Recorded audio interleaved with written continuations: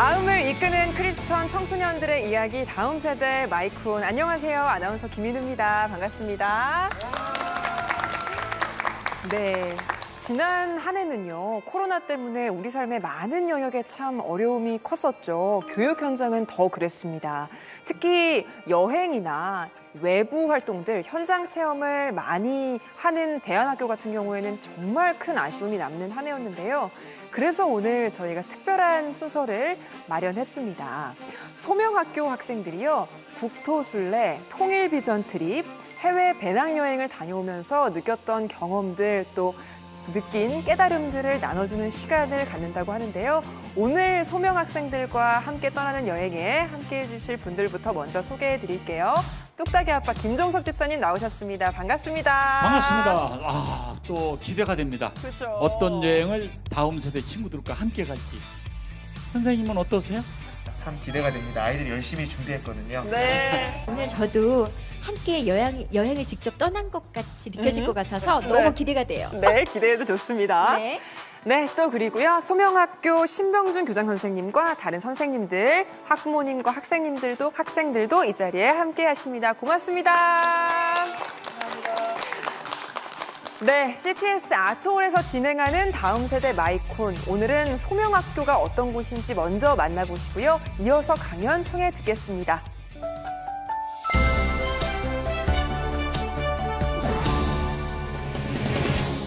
경기도 용인시 수지구에 위치한 소명학교. 2012년 작은 상가 건물에서 시작했던 소명학교는 오랜 기도 끝에 학교를 건축해 최근 이사를 마쳤습니다. 교사와 학생들이 함께 힘을 합쳐 학교를 단장하느라 분주한 모습인데요. 새로운 교정에서 새 학기를 시작하는 설렘이 가득합니다. 꿈터라고 부르는 이곳에서 어떤 꿈이 펼쳐질까요?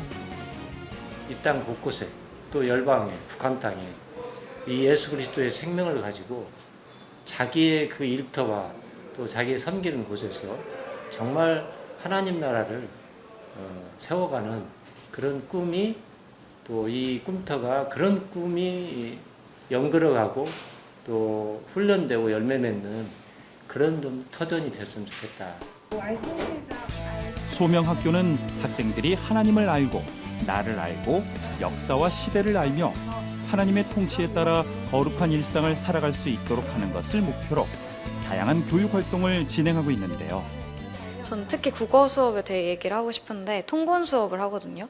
그래서 이제 책 전체를 책 한 권을 가지고 그 책을 읽고 그걸 가지고 토론식으로 이야기도 하고 뭐 프로젝트도 하고 되게 다양한 활동들을 수업 시간에 많이 할 수 있는 점이 좋은 것 같아요. 깊이 있는 인문 고전 수업은 물론 다양한 스포츠와 문화 활동, 또 교실에서의 교육을 넘어 국토순례, 통합답사, 단기 선교를 통해 배움을 확장해가고 있습니다. 체육을 하면서 제 은사가 체육이라는 것을 발견할 수 있었습니다. 공동체 의식이라 해야 되나? 그런 걸 더 느낄 수 있었고 그 안에서 하나님께 더 다가가고 이런 걸 많이 느낄 수 있어서 좋았던 것 같아요. 소명학교는 사단법인 좋은 교사 운동이 주축이 되어 기독 교사들이 직접 세운 학교입니다. 그런 만큼 학교의 가장 큰 자랑은 교사와 학생들 간의 가까운 거리인데요. 이제 여러 학교에 대한 고민들을 털어놓을 수 있어서 학교 생활을 더 마음을 편하게 하고 그러는 데 많이 도움이 되는 것 같아요. 좋은 교사가 좋은 학교다라는 정신으로 헌신하고 있는 소명학교 교사들. 하나님을 인격적으로 만나는 것, 그 만남을 아이들에게 주기 위해서 다양한 프로그램들과 다양한 가르침으로 아이들과 함께하고 있는 거거든요. 그리고 하나님과의 만남, 이런 걸 가질 때가 가장 큰 보람이 있고 그것을 위해 이 자리에 있습니다. 학생들이 수업 가운데 또 선생님과의 만남 가운데 또 더 넓게는 또래 친구들과 또 학교의 선후배와의 만남 가운데 예수님이 어떤 분이신지 그리고 본인에게 예수님이 어떤 의미인지 깊이 알아가는 것, 그것이 저의 소명입니다. 하나님의 부르심을 따라 교사와 학생이 함께 아름답게 성장하고 있는 소명학교. 이곳에서 참된 소명을 찾아가고 있는 학생들의 생생한 이야기가 오늘 마이콘 무대에서 펼쳐집니다.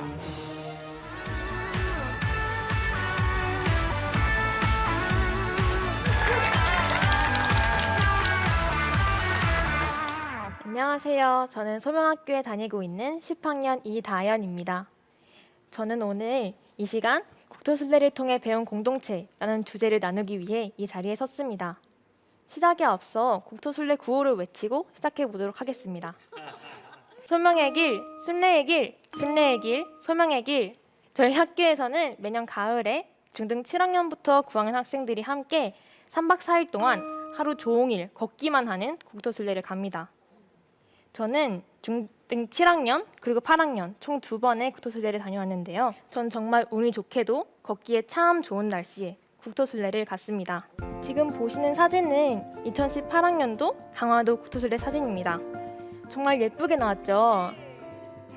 사진으로는 굉장히 아름다운데 실제로는 피부 그리고 두피까지 타 들어가는 아주 강력한 햇빛이었습니다. 정말 피하고 싶었으나 길의 양옆에 보이는 것은 오로지 논, 그리고 논뿐이었죠. 다음 사진은 2019학년도 강원도 국토순례 사진입니다. 네, 비가 많이 옵니다. 네. 처음 비가 왔을 때는 시원하고 좋다고 생각을 했는데 비가 멈출 생각을 하지 않더라고요. 갈수록 모두가 신발과 양말은 포기한 지 오래였고 믿었던 우비마저도 너무 젖은 나머지 비가 우비를 뚫고 들어왔습니다. 저흰 이렇게 살인적인 땡볕 속에서 그리고 앞이 보이지 않는 폭우 속에서 각각 80km, 60km를 걸었습니다. 이렇게만 들으면 국토순례는 체력 단련이나 혹은 다이어트를 위한 활동처럼 보일 수 있습니다. 그런데 놀랍게도 체력이 길러진다거나 살이 빠지지는 않더라고요. 대신 국토순례를 통해 인생에 있어 아주 중요한 그리고 귀한 배움들을 얻었습니다.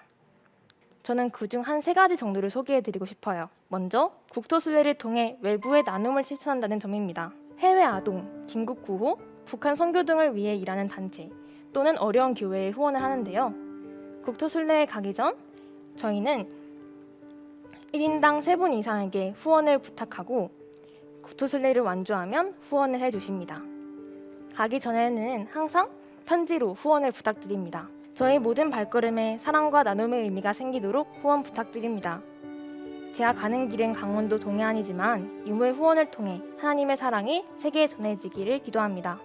기도로 함께 해주세요. 제가 후원자분들께 쓴 편지의 일부입니다. 힘들어도 한 걸음 한 걸음 응원해주시고 그리고 저의 발걸음을 통해 나눔을 실천해주시는 분들이 계시기에 저는 힘들어도 만주를 해낼 수 있었습니다. 2번째로 특별한 점은 국토순례에서 통일을 소망하고 꿈꾸고 기도한다는 점입니다. 국토순례의 마지막 종착지는 항상 통일과 관련된 장소였습니다. 저는 강화평화전망대와 고성통일전망대를 다녀왔습니다. 그곳에서 두레원들과 함께 북한을 위한 기도 제목을 나누고 통일을 위해 우리가 할 수 있는 점들을 함께 나누었습니다. 전망대에서 북한을 보니 국토순례를 하며 걸어왔던 거리보다 훨씬 더 가까운 곳에 북한 땅이 있더라고요. 너무 가까운데도 갈 수 없다는 것이 너무 마음 아팠고 언젠가는 북한 땅에서 국토순례를 하는 날이 오기를 소망하게 되었습니다. 마지막으로 소개해드릴 것은 바로 두레입니다. 저희 학교에서는 조, 팀, 모둠 같은 것을 모두 두레라고 부릅니다. 7학년부터 9학년 총 3학년이 섞여 나눠진 두레는 국토순례에서의 모든 활동, 걷고, 먹고, 자고, 묵상하는 모든 일정을 함께합니다. 매일 아침엔 두레별로 주제 말씀을 가지고 묵상을 하고 저녁엔 하루 있었던 일들을 돌아보며 경험을 나누고 기도 제목을 나누는 시간을 가집니다. 이렇게 1,500가 함께 모인 작은 공동체를 통해 저는 관계를 배우고 성장할 수 있었습니다. 이어 제가 국토순례를 통해 얻은 배움을 함께 나누고 싶습니다. 먼저는 국토순례를 통해 하나님의 마음을 알게 되었습니다. 2019년 국토순례 저녁 예배에서 듣는 하나님께서 저에게 말씀하심을 느꼈습니다. 우리가 달란트를 얼마나 받았는지 안다고 착각한다. 그래서 스스로를 제한한다. 그러나 하나님만이 나의 달란트를 알고 계시므로 우린 하나님께서 주신 은사를 끊임없이 발견하고 발전시켜 나가야 한다는 설교를 들었습니다. 제가 그날 얼마나 하루 종일 걸으면서 와 진짜 더 이상은 못 걷겠다 라고 생각했는지 모릅니다. 우습지만 걷다가 쓰러지는 상상도 몇 번 해봤습니다. 그런데 정말 쓰러지지도 않고 아주 안전하게 숙소에 도착해 있는 제 모습을 보게 되었습니다. 이렇게 짧은 하루에도 제 자신의 달란트를 스스로 제한하고 있다는 것을 깨달았습니다. 제 삶에서도 저는 해낼 수 없을 거야, 나는 할 수 없어 라고 스스로 제안하는 일들이 있었습니다. 그러한 저의 모습을 저희가 보게 하셔서 9학년 때는 걱정하고 근심할 시간에 오히려 더 노력하고 더 성장해 나가는 제가 되었습니다. 저는 관계에 있어서도 큰 배움을 얻었습니다. 3박 4일 동안 하루 종일 하는 일이 걷기밖에 없기 때문에 둘의원들과 가장 많은 시간을 보내는 곳은 바로 도로 위입니다. 사실 일렬을 유지해야 하고 모두가 지치기 때문에 도로 위에서는 많은 대화를 나누기 어렵습니다. 그럼에도 불구하고 가장 공동체의 중요성과 공동체에서 하나됨을 느끼는 시간은 바로 도로 위에서였습니다. 그 이유는 선배들이 후배들의 가방을 대신 들어주시며 앞뒤로 가방을 메고 걸어가시는 모습, 그러면서 동시에 한쪽 손으로는 등을 밀어주며 힘내, 할 수 있어 라고 말해주시는 모습을 아주 많이 볼 수 있었고요. 제 둘의 선배께서는 저에게 부채를 붙여주시기까지 했습니다. 이렇게 걸을 때는 잘 몰랐는데 돌아와서 생각해보니 결코 당연하지 않은 너무나 감사한 순간들이 많았습니다. 그들이 저를 도와준 것은 자신은 괜찮기 때문이 아니었습니다. 모두 함께 힘듦을 경험하고 있기에 그래서 더 서로를 이해하고 그래서 저를 도와주신 것입니다.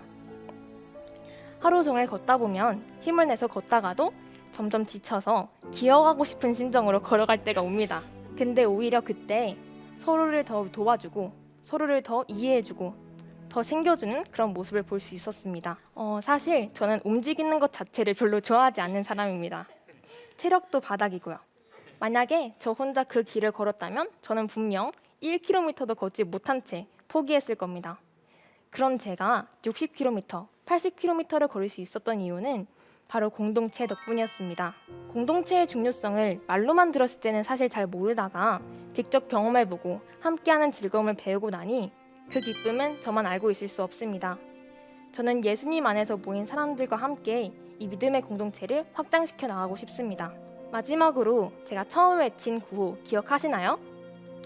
바로 소명의 길, 순례의 길입니다. 소명은 하나님께 부르심을 받았다는 뜻이고 순례는 여러 곳을 찾아다니며 방문한다는 의미를 가지고 있습니다. 저는 국토순례를 통해 그 소명의 길, 순례의 길을 조금이나마 경험할 수 있었습니다. 여러분들도 이 소명의 길, 순례의 길에 동참해 주시고 지구촌 전체가 믿음의 공동체가 되는 그날까지 기도로 함께해 주시길 바랍니다. 감사합니다.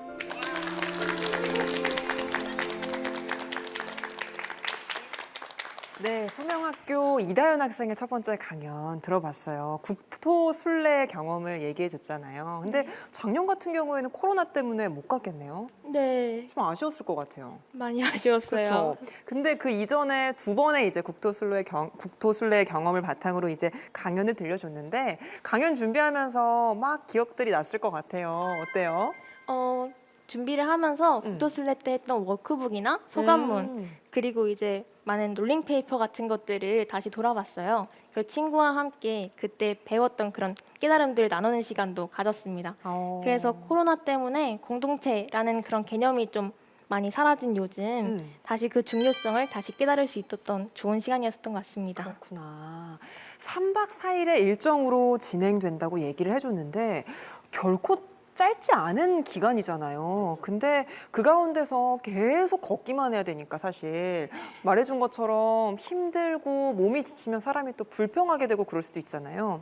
근데 그 과정에서 또 뭔가 통일을 소망하고 나눔을 실천했다라는 게 정말 저에게는 너무 약간 존경스러웠어요. 어렸을 때 네. 100km 순례는 아니고 행군을 했었어요. 군대에서. 저도 탈영하고 싶다. 그런데도 전부 쳐다보면 철조망. 그래서 못했었어요. 그런데 그거를 2년을 이렇게 했었잖아요. 네. 그러고 났는데 그것이 제가 인생을 사는데 굉장히 밑거름이 된 것 같아요. 순례를 이렇게 하면서 정말 논 그걸 이야기를 듣는데 그게 너무 가슴에 왔어요. 자랑스러워요. 참 국토순례라는 사실은 그런 뭔가 해보기 쉽지 않은 경험이잖아요. 그런 경험들을 통해서 자라나는 아이들에게 많은 깨달음을 주고 있는 우리 소명학교 신병준 교장 선생님께서 이 자리에 함께하고 계신데요. 선생님, 이렇게 소명을 찾는 교육에 특별히 더 집중하시는 이유라든지 또 소명학교는 어떤 곳인지 좀 소개해 주시죠. 공교육에서 26년간 그 교사로서 네. 그 교편 생활을 했는데요. 그때 그 26년의 학생들의 대부분 다 그 진로나 앞으로의 그 진학의 그 핵심이 전부 자기로부터 출발을 했습니다. 예, 자아 실현이라든가 내가 뭐 어떤 직업을 가질 거라든가 어떤 사람이 될 거라든가 이런 데서부터 출발했는데 이 소명이라는 것은 내가 아닌 하나님으로부터 출발하는 것이 소명이라고 생각하거든요. 공동체 이야기도 했는데 바로 그런 거죠. 하나님과 또 이 민족과 이 공동체에 내가 어떤 부르심 가운데 어떤 역할을 할 것인가, 내가 어떤 반응을 할 것인가, 이게 소명 교육의 아주 가장 큰 핵심이고 우리 다음 세대인 우리 제자들에게 스며들어서 이 땅이 하나님의 나라가 세워지는 그런 그 소망을 꿈꾸기 위해서 이 소명 교육이 출발했다고 생각합니다. 네, 그렇군요. 매년 이제 국토순례를 담당하시는 김병준 선생님이 나와 계세요. 참 이렇게 멋진 강연을 하는 제자를 보시면 참 힘든 보람이 있다 이런 것도 느끼실 것 같아요. 선생님 어떠세요? 국토순례는 매년 9월에 가는데요. 최소 3번에서 5번 정도 답사를 갑니다. 그래서 그 길을 먼저 다 둘러보죠. 그래서 아이들이 위험하진 않은지 걸을만한지 좀 더 안전한 길은 없는지 그리고 저희가 숙소를 한 곳을 잡아놓고 가는 게 아니라 그 곳곳에 이제 지나가면서 숙소를 이제 잡아서 3곳에 그럼 숙소가 필요하잖아요. 3박 4일이니까. 그러면 그 거리에 맞게 있어야 돼요. 숙소도. 그리고 거리에 맞는 점심과 저녁 식사를 할 수 있는 식당도 있어야 되고 그런 것들을 다 돌아보면서 기도하면서 그런 마음으로 이제 준비를 합니다. 그 국토순례 하이라이트는 아까 다현이가 이번 강연을 준비하면서 롤링페이퍼를 봤다고 했잖아요. 그 마지막 날 밤에 너의 뒤에서라는 프로그램을 해요. 숙소에서. 그래서 각자 뒤에다가 A4 용지를 하나씩 붙이고 그 서먹서먹했던 애들이 그 서로 돌아가면서 이제 써주는 거예요. 근데 그 시간이 1-2시간으로 모자라요. 아이들이 이렇게 성장하고 하는 모습을 보기 때문에 그래서 그 안에서 힘을 얻고 계속해서 가장 소명학교의 중요한 교육과정 중에 하나라고 생각을 하고 계속해서 감사로 준비를 하고 있습니다. 네. 선생님 말씀을 듣다 보니까요. 국토순례를 아이들이 안전하게 마칠 수 있었던 데는 이렇게 보이지 않는 곳에 선생님들의 헌신도 있었던 것 같네요. 다시 한번 감사의 말씀을 드리고요. 다현 학생, 국토순례 말고 소명학교에서 좋아하는 수업이나 뭐 자랑하고 싶은 것들이 있으세요? 아주 많죠. 네. 그냥 수업에서는 국어하고 수학을 소개해드리고 싶은데요. 국어는 좀 특이하게 교과서 수업이 아니라 필독서로 수업을 해요. 그래서 필독서로 수업을 하면서 자신들의 생각을 함께 나누고 기독교적 관점으로 생각해보고 수학은 개념이나 문제 같은 거를 함께 조별로 함께 토론을 하면서 같이 찾아가는 방식으로 학생들이 수업을 만들어 나갑니다. 한 개만 더 한 개만 더 자랑하고 싶은 게 있는데 바로 세움 수업이라는 겁니다. 아마 처음 들어보셨을 거예요. 세움 수업은 이제 메타인지, 플래너 같은 거를 통해서 메타인지를 배우고 스스로를 점검하고 그리고 하나님 안에서 자신을 어떻게 세워나갈 것인지를 배우는 수업인데요. 힘들 때마다 어떻게 해결해 나가야 될지 같은 거를 스스로 메타인지를 통해서 배울 수 있는 그런 시간입니다. 귀한 나눔을 들려준 이다현 학생의 강연 너무너무 감사드리고요. 앞으로도 또 고등학생의 삶 응원하겠습니다. 고맙습니다. 네, 이번에는요. 황서인 학생이요. 7인 7색이라는 독특한 여행에 대해 소개를 해준다고 하거든요. 기대해 주세요.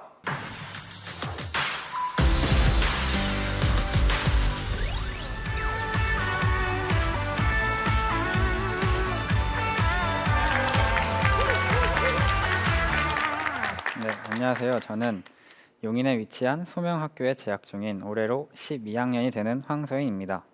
저는 소명학교에서 경험한 7인 7색에 대해서 오늘 여러분과 함께 나누어 보려고 합니다. 7인 7색이란 소명학교에서 진행하는 배낭여행 프로그램으로 학생 7명이서 정해진 나라 안에서 도시를 정하고 여행지를 정하고 이것저것 준비를 하고 계획을 해서 직접 그곳에 가서 묵상과 함께 여행하며 배우고 성장하는 시간을 가지는 학생 주도의 배낭여행 프로그램입니다.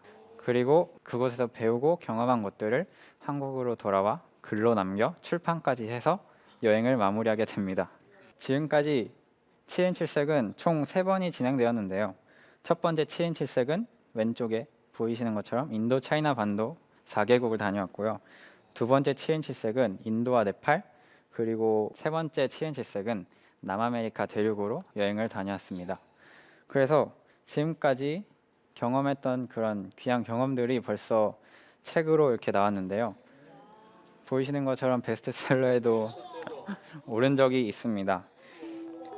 제가 다녀온 이번 7인 7색은 2019년 12월 30일부터 2020년 2월 1일까지 총 34일 동안 남아메리카 대륙을 여행을 하였습니다. 저희는 앞에 앉아 계신 박진섭 선생님과 김하경 학생을 포함한 학생 7명 그리고 졸업생 선배 1분까지 총 9명이서 함께 여행을 하였는데요.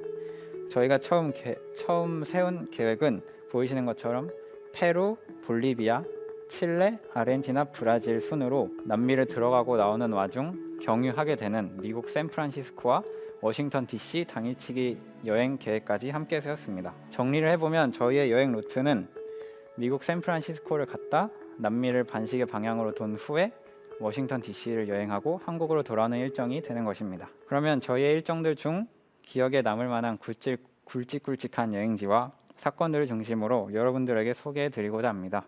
코로나가 일어나기 전 저희는 마스크를 쓰지 않은 행복한 상태에서 여행을 시작했습니다. 저희의 남미 여행에는 4개의 빅 이벤트가 포함되어 있었는데요. 첫 번째 빅 이벤트는 여러분들이 잘 알고 계실 법한 세계 7대 불가사의에도 뽑히는 마추픽추입니다. 저희는 마추픽추를 이렇게 여행할 수 있었고요.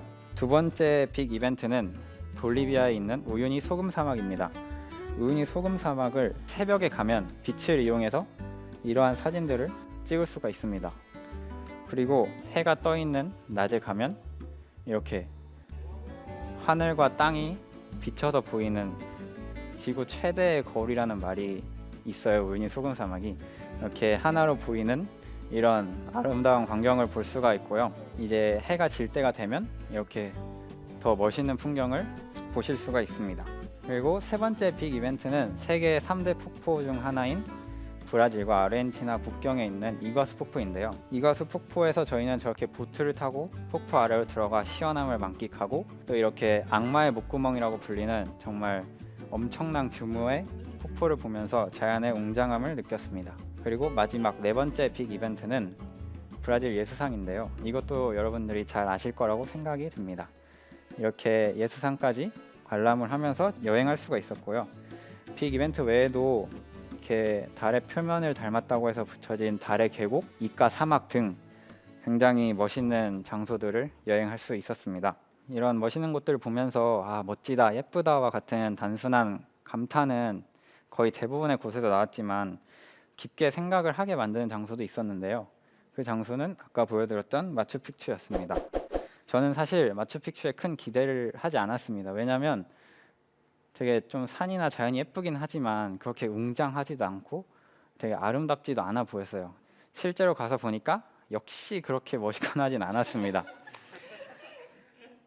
그런데 명소도 명소이고 세계 7대 불가사이기 때문에 그 곳을 보면서 정말 많은 생각을 하게 되었는데요. 저는 기대도 없었는데 보고 있고 저희 아버지는 마추픽추를 엄청 보고 싶어 하시는데 저만 보고 있다는 이 사실이 죄송하기도 하고 되게 제 삶에 감사한 마음도 들었습니다. 하지만 당연히 좋은 일만 있지는 않았는데요. 핸드폰을 도난당해서 현지 경찰서를 다녀오기도 하고 원래 가기로 예정되어 있었던 칠레를 눈앞에 두고 청소년이라는 이유로 입국 거부를 당하기도 하고 국경을 넘기 위한 자료 조사로 며칠 내내 핸드폰만 보고 있기도 했고 친구가 수두에 걸리고 여행 예산이 초과가 되고 24시간, 26시간 이상 버스를 타면서 이동을 하기도 했고 높은 지역에 갔을 땐 고산병 증세가 온 친구들도 있었고 이제 자정이 다 된 시간까지 숙소를 구하지 못해서 결국 한 침대에서 2명씩 자게 되는 일도 생겼고 친구들과의 크고 작은 다툼도 있었습니다. 이렇게 저희의 7인 7색 여행은 정말 힘든 일들이 넘쳐났는데요. 이 힘든 일들을 이겨낼 수 있었던 이유는 바로 저희의 여행이 묵상을 기반으로 한 여행이었기 때문입니다. 매일 아침 그리고 아침이 안 된다면 하루 중 다른 때의 시간을 지켜 하나님의 말씀 창세기를 묵상하는 시간을 가졌고 서로 정해온 찬양들을 돌아가면서 부르며 하나님께 찬양하는 시간을 가졌습니다.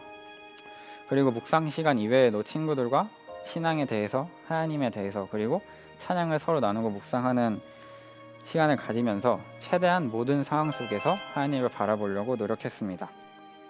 그렇게 저희가 노력을 했기 때문에 이 앞에서 말씀드린 그 힘든 순간들도 모두 이겨낼 수 있었던 것 같습니다. 정말 신기하게도 힘든 일 가운데서 저희의 힘든 일과 똑같은 말씀을 하나님께서 저에게 주시면서 저희의 상황을 해결해 주시는 순간을 경험할 수 있었는데요. 그 사례를 말씀드리려고 합니다.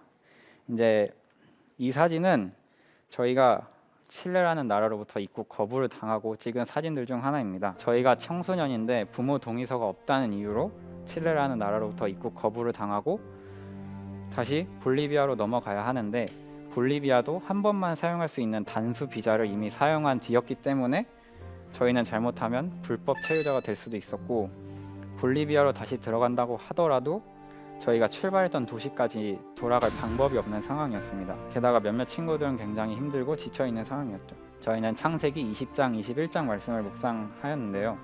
그 말씀이 하갈과 이스마엘이 쫓겨나는 이야기입니다. 다들 아실 거라고 생각이 되는데요.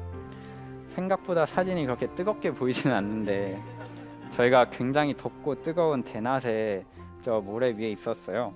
근데 이 상황이 하갈과 이스마엘이 광야로 쫓겨난 상황과 정말 많이 유사했습니다. 하갈은 죽어가는 아들을 쳐다보지 못하고 결국 고개를 돌려 울기 시작했고 하나님께서는 그 하갈의 울음을 들으시고 눈을 밝혀 물을 보게 해주셨죠. 저희는 대사관에 연락도 해봤지만 아무 도움도 받지 못하였고 그래서 결국 하갈에게 물을 보게 하신 하나님께 저희의 이 상황도 해결해 달라고 기도를 하기 시작했습니다.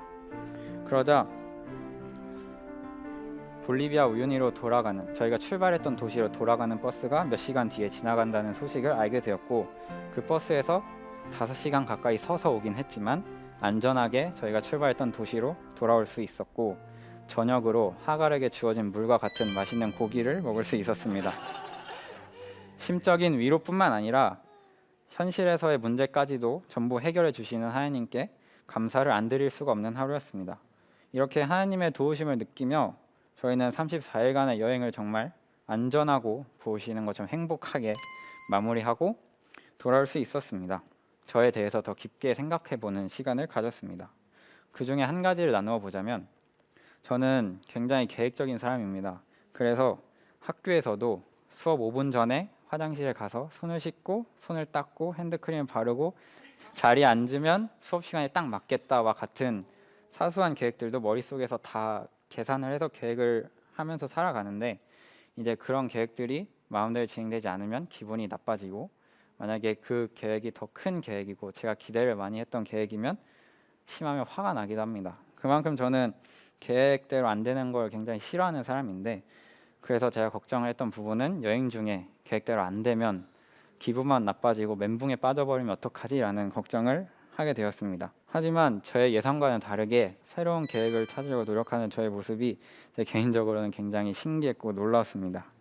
그 외에도 굉장히 사적인 부분이 많아서 다 말씀드릴 수는 없지만 제 자신의 새로운 모습들을 많이 발견하고 개인적으로 굉장히 유익한 시간을 보냈던 것 같습니다. 이번 여행을 통해서 뭔가를 배우고 싶고 더 나아가서는 삶을 배우고 싶었던 제가 감사라는 것을 배우게 되었습니다. 제일 간단하지만 제일 어려운 일인 것 같습니다. 여기서 말하는 감사가 남미는 치안이 안 좋고 물 하나 마시기 힘든데 한국은 치안도 좋고 물 마시기도 쉬우니까 감사해야지와 같은 결핍에 대한 감사가 아닙니다. 이 여행을 하면서 제가 느낀 감사는 하나님을 알고 있는 저의 삶과 제가 살아있다는 이 자체, 그리고 저와 부모님과의 관계, 그리고 저와 친구들과의 관계, 그리고 제가 4년 넘게 기다려서 얻은 저의 반려견 겨울이와 제가 어렸을 때부터 지금까지 자라왔던 주변의 크고 작은 환경들이 정말 저를 이렇게 지금까지 성장하게 해주었고 이 모든 것들이 너무 감사한 것이고 저는 정말 특별하고 행복한 삶을 살고 있다는 것을 깨닫게 되었습니다. 저는 하나님께서 저에게 말씀하시는 방법은 정말 다양하다고 느낍니다. 직접 음성을 들려주실 때도 있지만 그런 음성 없이 저희에게 일하셔서 저희에게 깨달음을 주시기도 하고 주변 환경을 통해서 깨달음을 주시기도 합니다. 제가 소명학교의 또 다른 프로그램인 남아프리카 공화국 단기 선교를 갔을 때에는 하나님께서 제가 힘들어하는 저의 마음을 직접 만져주시면서 위로해 주시는 것을 경험할 수 있었는데요. 이번 여행은 저의 삶을 되돌아보면서 제가 얼마나 감사해야 하고 행복한 삶, 그 인생을 살아가고 있는지 깨달음을 저에게 주셨습니다. 저희 가족과 저는 올바른 신앙을 가지고 있고 행복하고 제 인생 자체도 너무 좋은데 그것을 놓치고 살고 있었다는 그 깨달음이 저에게는 굉장히 크게 다가왔습니다. 이제는 제 삶을 감사함으로 기쁘게 최선을 다해서 살아가야겠다고 다짐을 하게 된 이번 7인 7색 남미 여행이었습니다. 이상으로 소명학교의 7인 7색 배낭여행 이야기를 마치겠습니다. 지금까지 저의 이야기를 경청해 주셔서 감사합니다. 네, 7인 7색 여행에 대한 황서인 학생의 강연까지 들어봤습니다. 딱 지금으로부터 1년 전이거든요. 근데 코로나가 딱 터지기 전에 딱 여행을 마쳤더라고요. 일정을 보니까. 사실 여행까지 가서 그 첫 일정의 시작을 하나님을 찬양하는 것, 하나님의 말씀을 읽는 것으로 시작하는 건 참 쉽지 않잖아요. 참 힘들 때는 좀 오늘은 좀 건너 뛰어볼까? 이런 생각도 혹시 한 적 있어요? 솔직히 저는 묵상을 건너뛰고 싶다거나 그런 생각을 한 적은 없고요. 네. 왜냐하면 이게 하나님께서 말씀을 볼 때 항상 깨달음을 저에게 주셨기 때문에 제가 깨달은 걸 친구들에게 나누고 또 친구들이 깨달은 것도 제가 들으면서 새로 배우는 그런 시간이 저는 너무 재밌고 기대가 됐기 때문에 솔직히 저는 건너뛰고 싶다거나 그런 생각을 한 적은 없습니다. 너무 귀합니다. 참. 7인 7색 배낭 여행을 함께 다녀오신 선생님, 박진석 선생님이 이 자리에 나와 계신데요. 감회가 새로우실 것 같아요. 선생님 어떠세요? 서인이가 참 잘 나눠줘서 네. 저도 들으면서 너무 좀 감사함이 있었고요. 모든 일정들을 자기들이 다 준비를 하고 식당을 정하지 않으면 먹지를 못하고요. 우리가 일상 중에는 우리가 해결할 수 있는 일들이 굉장히 많은데 여행지에서는 우리가 해결하지 못할 상황들을 굉장히 많이 마주해요. 맞습니다. 그럴 때 하나님을 더 바라보고 묵상에 더 아이들이 집중을 할 수 있는 거죠. 그래서 물론 여행을 하면서 좋은 것들을 보고 누리고 맛있는 것도 먹고 이런 부분도 있지만 더 중요한 것은 아이들이 하나님과 직접적으로 대면한다는 것. 그 어려운 순간에 그 말씀 가운데 역사하신 하나님을 바라보고 더 묵상하고 그 말씀대로 또 살아내기 위해서 힘쓰는 아이들을 볼 때 저는 그게 가장 큰 보람이고 가장 큰 감사가 아닌가 그렇게 생각을 합니다. 네, 맞습니다. 이 자리에 서인 학생의 어머님이 직접 나와 계세요. 김민정 집사님. 여행 보내시면서 어떠셨어요? 중학교부터 이제 선생님께서 남미가 너무 아름답다 수업 중에 말씀하셔서 네. 엄마 저 남미를 꼭 한번 가보고 싶어요 이런 얘기를 했었거든요. 그래서 남미 배낭여행을 한다고 했을 때 그러면은 기꺼이 경험이 있으신 선생님이 함께해 주시니까 믿고 따라갈 수 있게끔 할 수 있었습니다. 제가 같이 그 현장에 있는 것 같이 그렇죠.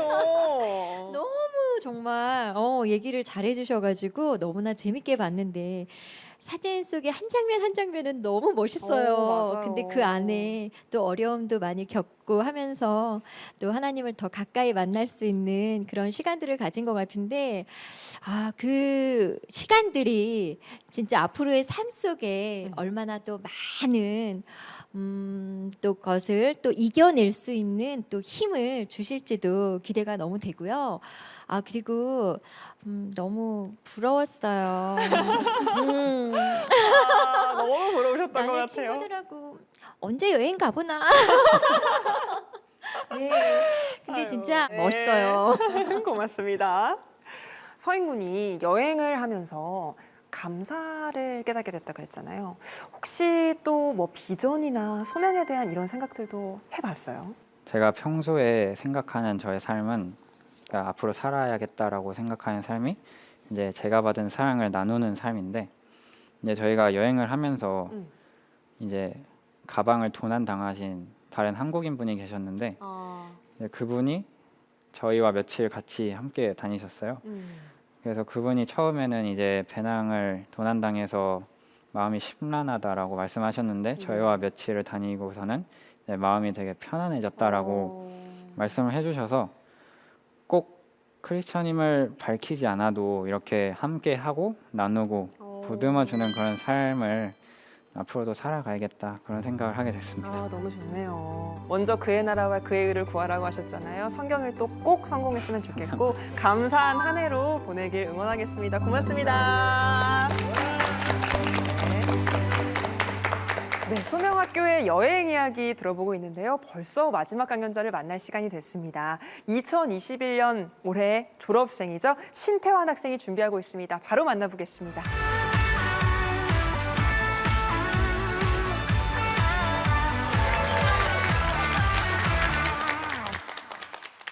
안녕하세요. 소명학교의 7기 졸업생 신태환이라고 합니다. 제가 이 강연을 준비할 때만 해도 소명학교의 학생이었는데 이 자리에서는 졸업생의 신분으로 여러분들을 만나게 되었습니다. 소명학교를 졸업했다는 것이 실감이 나지 않는데요. 오늘 저는 소명학교의 소중한 추억이자 큰 깨달음을 얻었던 통일세대 비전 트립에 대해 여러분께 이야기하려고 합니다. 우선 통일세대 비전 트립을 소개하기 전에 소명학교에서는 왜 해마다 통일세대 비전 트립을 다녀오는지 그 배경에 대해서 설명드리겠습니다. 통일세대 비전 트립을 다녀오게 된 배경에는 소명학교의 핵심 가치가 담겨 있는데요. 소명학교는 성서한국, 남북통합, 세계선교라는 3대 핵심 가치를 지향하고 있습니다. 그 중에서도 남북통합이라는 가치가 통일세대 비전 트립과 연결됩니다.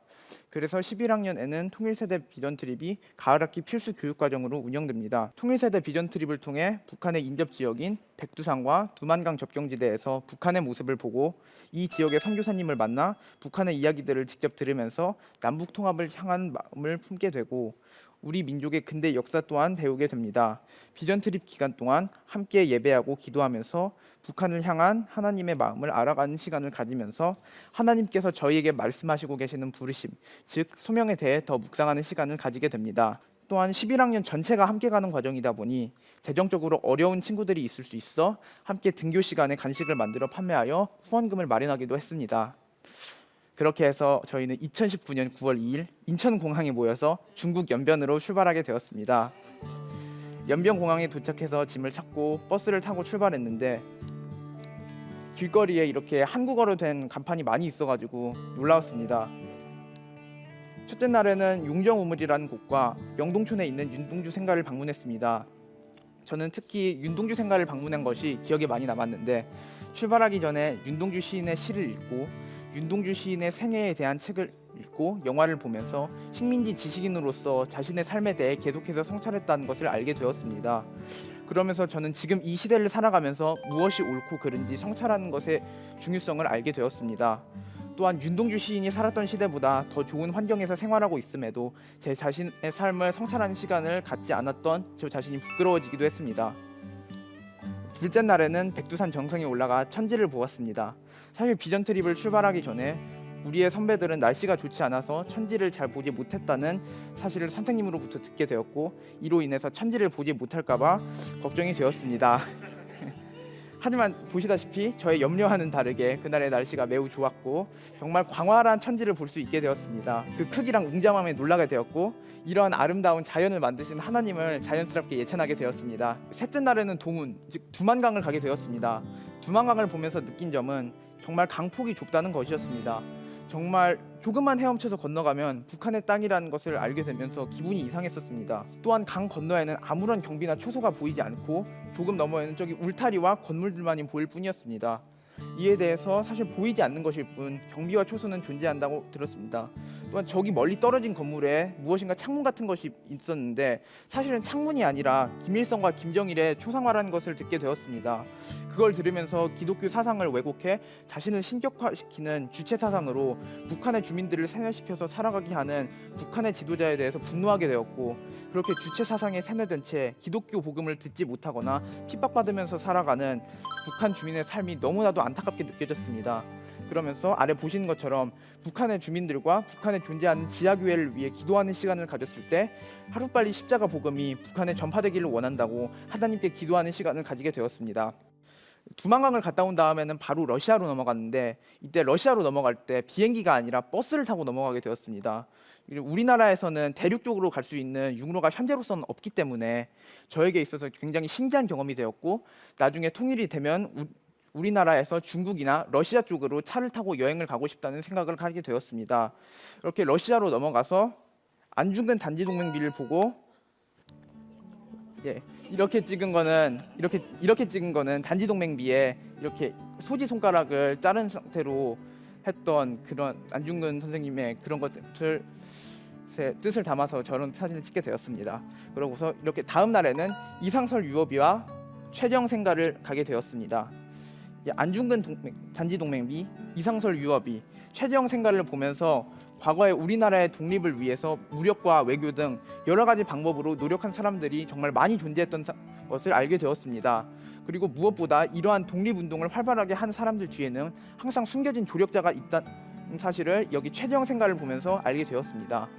그러면서 우리는 활발하게 독립운동을 진행했던 사람들뿐만 아니라 이렇게 그들을 적극적으로 지원했던 사람들에 대해서도 독립운동 역사에서 잊지 않아야겠다는 생각을 가지게 되었습니다. 마지막 날에는 블라디보스토크와 신안촌을 가게 되었는데 신안촌에는 과거 고려인들이 중앙아시아로 강제 이주당하기 전까지 살았던 곳이라는 것을 알게 되었습니다.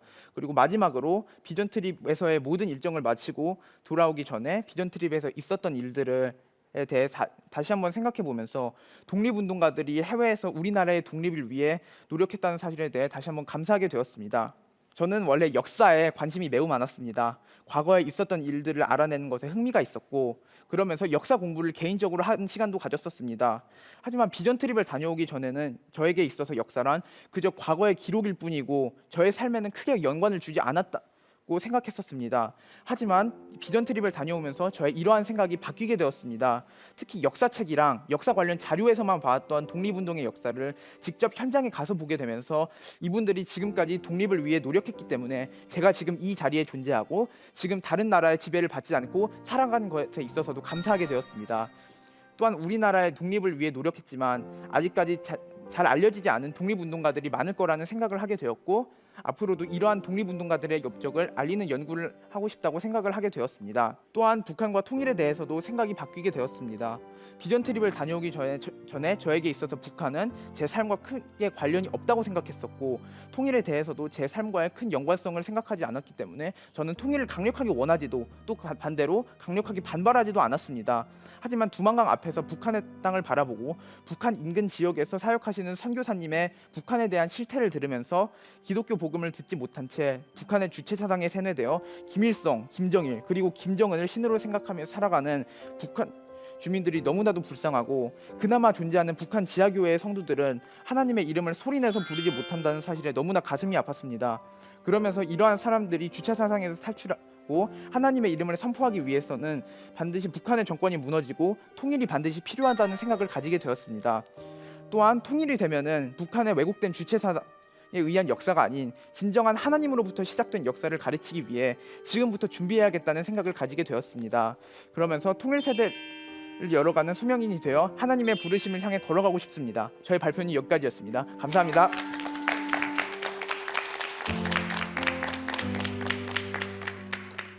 네, 올해 소명학교 졸업생 신태환 학생의 마지막 강연까지 들어봤습니다. 원래도 역사에 관심이 있었던 것 같아요. 강연을 들려주신 거 보면. 근데 이 비전 트립을 통해서 뭔가 진로에 대한 더 확신을 갖게 된 것 같고 어떻게 구체적으로 나아가야겠다, 어떤 길로 나아가야겠다 이런 생각을 좀 해봤어요. 예, 저 같은 경우는 일단 아까 말씀드렸던 것처럼 북한의 역사 왜곡이라는 점이 가장 와닿았는데요.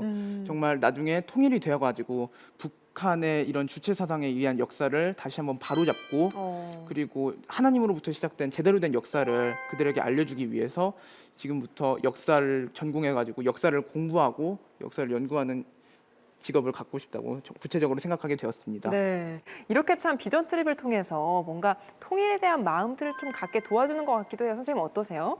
우리를 둘러싸고 있는 정말 물질적인 많은 것들에 우리가 매몰돼서 살아가고 있는데 네. 통일세대 비전 트립을 통해서 아이들은 성경의 많은 인물들 아브라함이나 노아나 요셉이 그랬던 것처럼 보이지 않는 하나님의 약속을 믿을 수 있는 그 경험들을 해나간다고 생각해요. 아이들이 직접 북한 땅에 가서 그 땅의 민둥산들을 보고 또 그 땅에 있는 북한의 사람들 손을 흔들면 같이 손을 흔들어주는 그런 사람들을 보면서 아 이게 실제구나. 내가 교과서에서나 아니면 신문 기사나 이런 데서만 보는 그런 북한이 아니라 실제 있었구나. 그리고 또한 그 북한을 위해서 본인들의 삶을 다 들여서 선교를 하고 계시는 선교사님들 또 태환이가 잘 얘기해 준 것처럼 우리 나라를 위해서 우리나라의 독립을 위해서 또 그렇게 목숨 바쳐서 활동했던 많은 분들을 보면서 아이들이 깨달아가는 거예요. 아 눈에 보이는 것이 다가 아니구나. 하나님께서 눈에 보이지 않는 놀라운 계획과 약속을 가지고 계시구나. 그리고 북한을 향한 그 하나님의 절절한 마음들을 아이들이 깨달아가는 것들이 저에게 너무 의미 있었고요. 네. 그런 아이들의 변화를 보는 것이 교사로서 또 한 명의 어른으로서 굉장히 짜릿하기도 하고 또 아이들보다 훨씬 더 딱딱해져 있는 저의 모습을 보면서 많이 부끄럽기도 하고 그런 감사한 시간을 저도 보냈던 것 같습니다. 네, 참 우리가 북한을 위해서 기도한다고 하잖아요. 근데 뭔가 듣는 것만으로 기도하는 거 말고 직접 가서 그 땅을 보고 나서 기도하는 건 참 다를 것 같아요. 좋은 말씀을 해주셨는데 그런데 보니까 소명학교 학생 첫 강연에서도 국토순례에서도 통일 관련 지역을 간다고 하고 이렇게 통일 비전 트립도 있고 이렇게 소명학교 자체가 통일 세대를 세워가는데 참 집중을 하는 이유가 있을까요, 선생님? 일단 하나님께서 우리 민족에게 주신 소명이 있다고 생각합니다.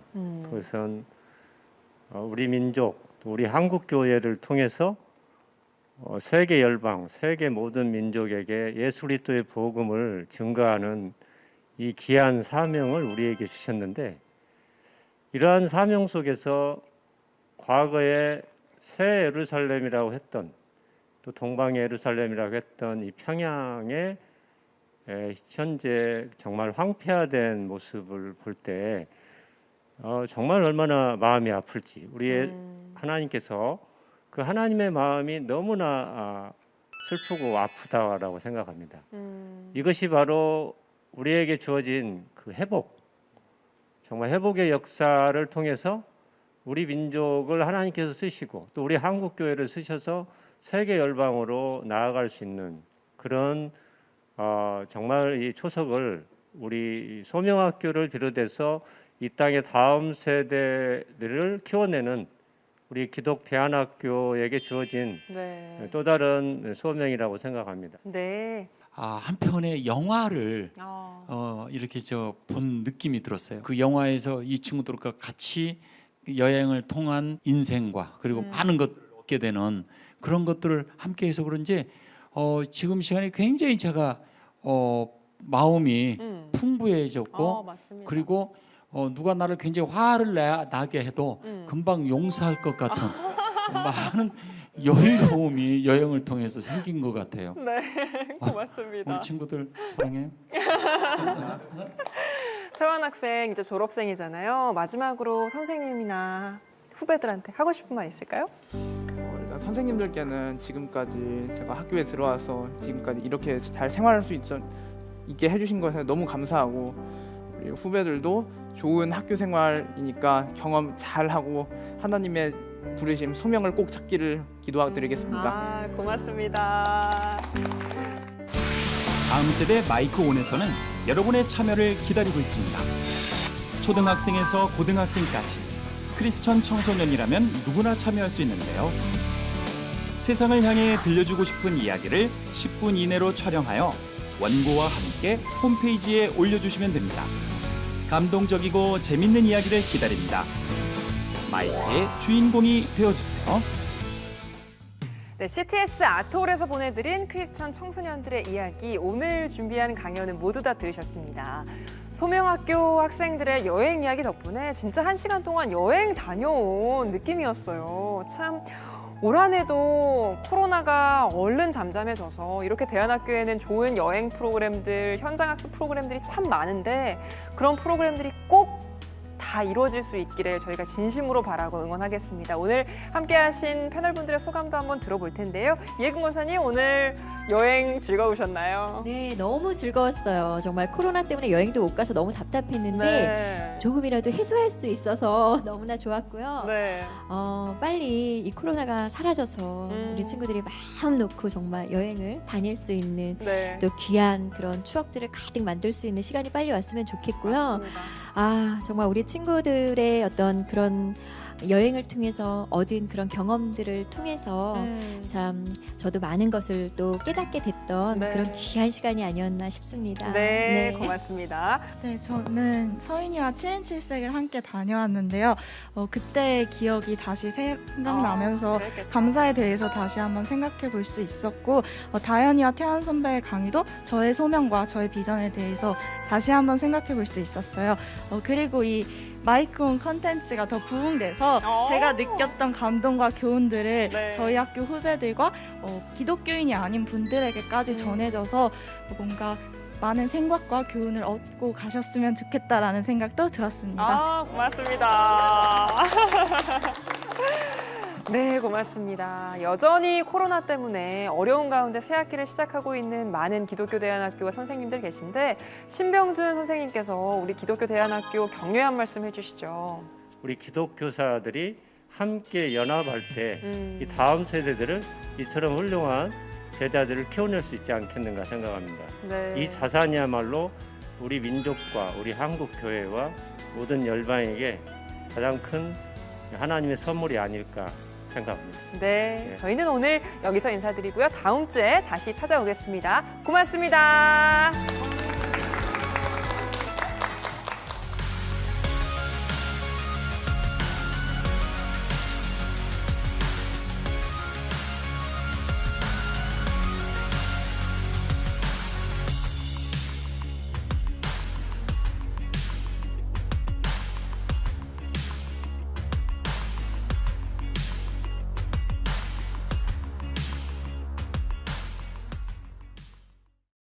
이 프로그램은 CTS 방송가족의 사랑과 후원으로 제작되었습니다.